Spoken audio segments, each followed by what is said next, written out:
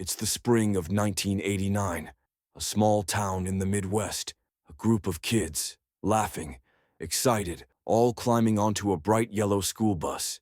They weren't heading anywhere dangerous, just a simple field trip to a local museum. Parents waved from the sidewalk, teachers checked their lists, and the bus slowly pulled out of the school parking lot. But here's the part that nobody can explain.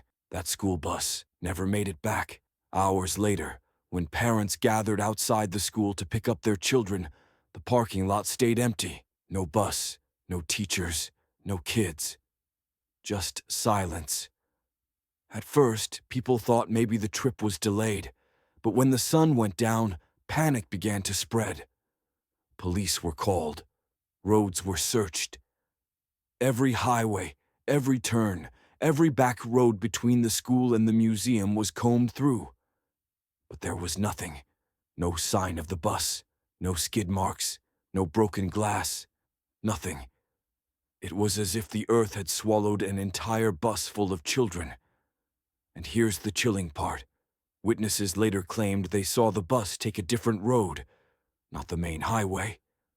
Instead, it veered off, toward the woods. A road no one could explain. A road that, according to maps, didn't even exist. So here's the question that haunted this town for decades. Where did those children go? By nightfall, the entire town had turned into a search party. Parents carried flashlights, police cruisers patrolled every back road, and volunteers scoured the fields. But not a single clue of the missing bus turned up. And here's what makes it even stranger. The bus was huge, bright yellow, impossible to miss. Yet somehow, it vanished without leaving a trace. Officers interviewed truck drivers on the highway, gas station attendants, even local farmers. Nobody had seen a school bus after it left the city limits. It was like it had disappeared into thin air. Some people suggested maybe the driver had taken a wrong turn, but maps showed only one clear route to the museum. And according to the official schedule, the trip should have only taken 40 minutes. Yet hours later, the bus was gone, along with 15 children and 2 teachers. One chilling detail emerged during those first interviews. A man driving home from work swore he saw the bus on a narrow country road. But here's the problem. There was no road where he claimed it was. Police checked, and all they found were thick woods and uneven ground. No tire marks, no signs of a vehicle ever being there. As the night stretched into morning, fear took over the entire town. Parents broke down in tears. Some refused to leave the school parking lot, clinging to hope that the bus might still roll back in. But it never did. And then, something even more disturbing surfaced. One of the teacher's purses was discovered on the side of a dirt trail miles away from the planned route. The strap was torn, as if it had been ripped away in a struggle. So now the question wasn't just where the bus had gone. It was, what happened to everyone on board? By the third day, the town wasn't just scared. They were desperate. The police brought in helicopters, search dogs, even state investigators. Yet still, no trace of the missing bus. That's when whispers began. Locals started telling old stories, legends about the forest that stretched along the back roads. Some swore it wasn't just woods. They said people had vanished there before. Hunters, travelers, even a farmer decades ago who left his tractor running and was never seen again. The kids at school had a name for it. The Hollow Path. A place you weren't supposed to go after dark. And here's where things take a chilling turn. One of the search dogs, trained to follow human scent, led officers deep into those very woods. The trail was faint, but the dog barked and pulled until it reached a clearing. There, in the middle of the dirt, was something no one could explain. Half buried in the ground was a single torn shoe. It belonged to one of the missing children. But that wasn't the only thing.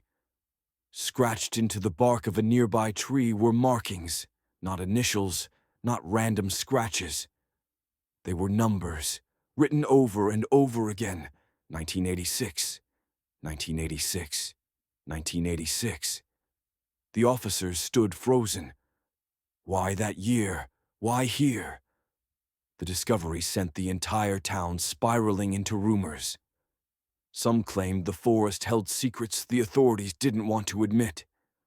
Others whispered that the children hadn't been taken by a person at all, but by something much older, something that lived in the woods long before the town was built.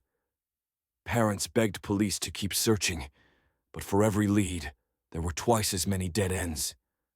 And with every hour that passed, the chances of finding the children alive grew smaller. But then, one late evening, a hunter reported something new. He swore he saw headlights flickering between the trees. Headlights, shaped exactly like those of a school bus. The hunter's call sent shockwaves through the police department. Could the bus still be out there, hidden somewhere deep in the woods? Officers rushed to the area he described. They searched for hours but found nothing. No bus, no tire tracks, not even broken branches. Just silence. But here's the strange part. The hunter wouldn't let it go. He kept insisting. I saw the lights. They flickered, like the bus was turning, trying to find a road that isn't there. Some people brushed him off, said he was drunk. But others remembered who this hunter was, an old man who had lived near the forest all his life. He wasn't the type to make things up. That night, whispers spread again. What if the bus wasn't just missing? What if it was moving? The police, frustrated and running out of options, decided to dig deeper into the history of the land. Old records showed something strange. The road where the bus disappeared used to connect to an older logging trail. That trail had been shut down decades ago, back in, you guessed it, 1986. And just like the numbers carved into the trees, it was another eerie connection no one could explain. The town grew restless. Parents couldn't sleep. Reporters swarmed the area. Everyone wanted answers, but the authorities had nothing solid to give. Then came the most chilling discovery yet. One officer, while scanning the forest with his flashlight, spotted something caught high in the branches of a tree.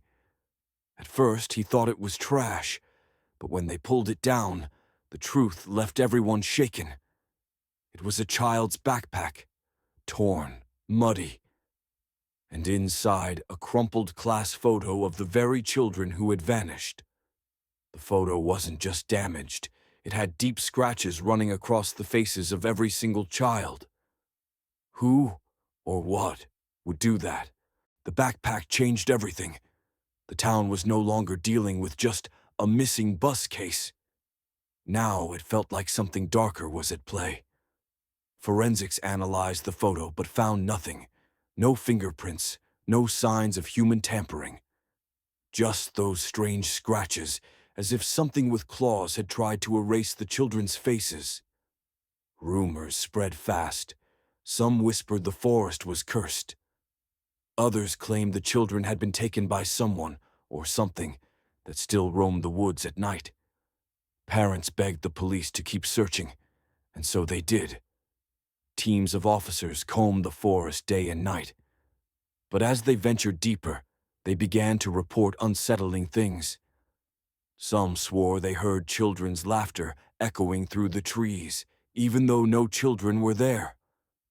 Others described faint sounds of an engine starting and stopping, as if an old bus was still driving somewhere in the dark. And then there were the trees. More of them were found with carvings, this time not just numbers, but letters. They spelled out a chilling phrase, "Still here." The discovery shook the community. Who could have carved it? The missing children? Someone playing a cruel joke?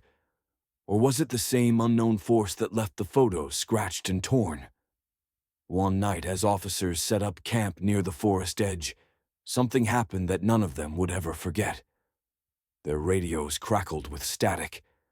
At first it sounded random, but soon a voice broke through. A child's voice, weak, frightened. It whispered, "Help us." The transmission ended just as quickly as it began. No one could trace it. No one could explain it. But everyone agreed on one thing. It was the voice of a child who had vanished in that bus. The forest wasn't just hiding secrets anymore. It was speaking. After the strange radio transmission, the search efforts doubled. More officers, volunteers, even journalists began flooding into the small town. Everyone wanted answers. Everyone wanted to know what had happened to those children. Late one night, a search team reported something chilling.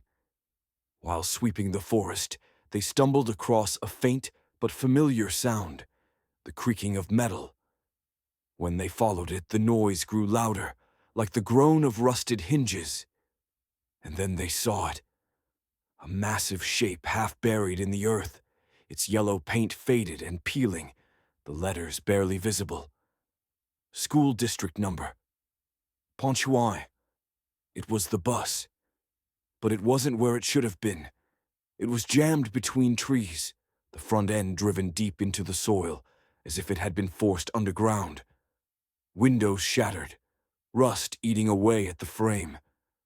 The strangest part, there was no sign of struggle inside. No backpacks, no notebooks, no personal belongings. Just rows of torn seats and claw-like scratches etched along the walls. When investigators examined the dashboard, they found the ignition key still in place. But the fuel gauge read full. It was as though the bus had been abandoned just moments before being swallowed by the earth.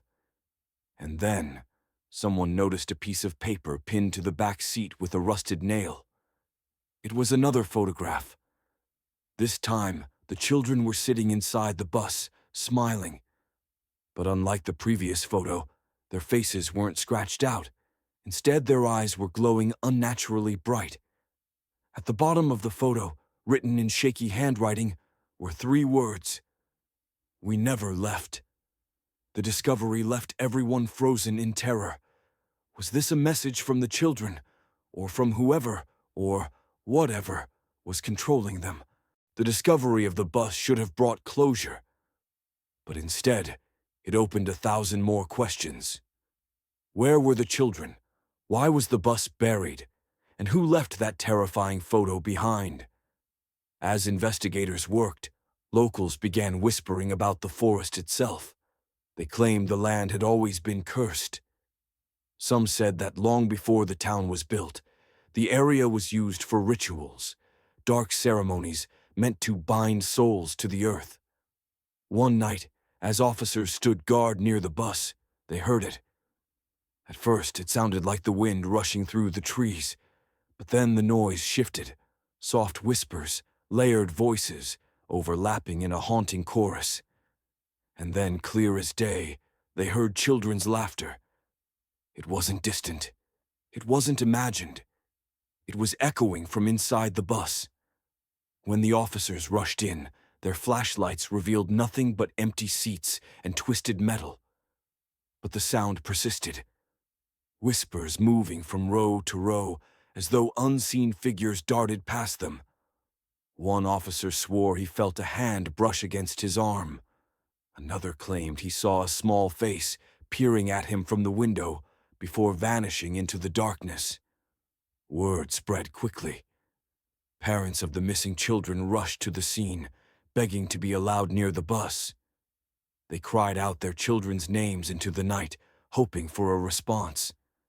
And then, something unimaginable happened. Every single flashlight went out at once. The forest plunged into total blackness. For 10 long seconds, nothing but silence. Then, one by one, the parents heard it. Their own children's voices calling back to them. "Mom, Dad, we're still here." But the voices weren't coming from the forest. They were coming from beneath the ground. The chilling voices beneath the ground left everyone frozen in terror. Some parents dropped to their knees, clawing at the dirt with their bare hands, desperate to reach their children. Police had to pull them back, fearing they would get hurt. The digging began immediately. Excavators and shovels tore into the earth around the buried bus, but what they found only deepened the mystery. Just a few feet down, they uncovered dozens of strange wooden carvings, primitive dolls, each bound with twine and marked with symbols no one could identify. The dolls were arranged in a circle, almost like a barrier. Inside that circle, the ground seemed different. The soil was darker, damp and cold, as if it had been untouched for centuries. And then came the most disturbing find: small shoes, worn and covered in dirt, lying in perfect rows, as though placed there deliberately. Each one matched the size and style of shoes worn by the missing children on the day they vanished. Parents broke down, clutching the shoes in disbelief, sobbing as if they were holding a piece of their children once again. But the haunting question remained: where were the children's bodies? A forensic team tested the area for human remains, but the results were bizarre. No bones, no traces of blood, nothing. It was as if the children had been swallowed whole by the earth itself. And yet, the voices continued. Late into the night, investigators left recording equipment running near the site. The next morning, when they played back the audio, every officer went pale. The children's voices were there, calling for help, crying, laughing, even whispering secrets only their families would know. But mixed into the recordings was something else. A low, guttural growl, a voice that didn't belong to any child. The audio shook the entire town. Parents who heard the tapes couldn't deny it. Their children's voices were there. But that other voice, it wasn't human. Investigators brought in experts, linguists, paranormal researchers, even priests to analyze the recordings. One by one, they all came to the same unsettling conclusion. The guttural growl was a warning, or perhaps a claim of ownership. But ownership of what? The children? The land? One night, as floodlights illuminated the excavation site, a police officer noticed movement near the tree line. A dark silhouette, taller than any man, lingered just beyond the light's reach. When officers rushed toward it, the figure vanished into the forest without a trace. Still, the evidence was undeniable. Deep in the earth around the bus, strange claw marks were discovered in the soil, marks that no machine could have left. They curved, sharp and uneven, as though something had tried to pull the bus deeper underground. The townspeople were terrified. Rumors spread that the forest was cursed, that an ancient presence had claimed the children long ago. Some said it was punishment. Others believed it was a sacrifice. But one detail unsettled everyone most of all. Inside the buried bus, etched faintly on the windows, were messages written in tiny hands. Scratched into the glass with fingernails, the words read, "We are not alone," and beneath it, "It wants us." Parents collapsed in grief, while investigators struggled to make sense of it. If the children were alive, trapped somewhere between this world and another, was there still a chance to save them? Or had something far darker taken hold? The town held its breath. Months had passed since the bus was found, yet no one had seen the children alive. Investigators worked tirelessly, piecing together every clue: the voices, the claw marks, the mysterious carvings.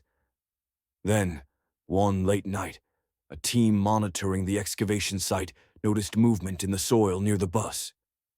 At first, it seemed impossible, a shadowy form pushing through the dirt.